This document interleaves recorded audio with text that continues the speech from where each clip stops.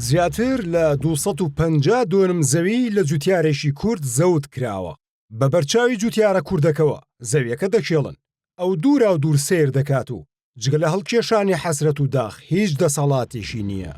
قوربان ئەم کێشەی بە زۆری کەن سەراحەتەن من دەسەڵاتم نییە و هاوارەکەم ئەوەی کە خۆی بە ساحب ئەڵێ من ڕوحی کوردایەتی مەیە لە سەرکردایەتی کورد بابێنە سەر.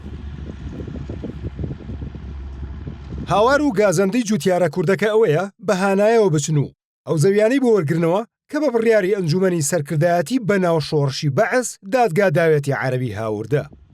ئەوە خۆی بە کورد و کوردایەتی دانات با دیفاع لەم قەزەی منە بکە. هاوارەکەم بێنە سەرخەت. بەڵێ ئەم تەرەکتەرە وەتا جووتەکە بە چاو خۆتان بیبینن هیچ حسابێکش بۆ کەس ناکەن. تعەداکەن و زوڵمەکەن.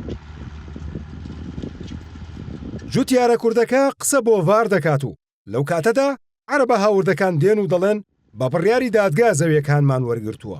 وصلتك بالله عليك. لا مالك حقتين. لا بس إذا مو قعب واجدادي. لا لي حق بس أني قالوا بيناتكم محاكم.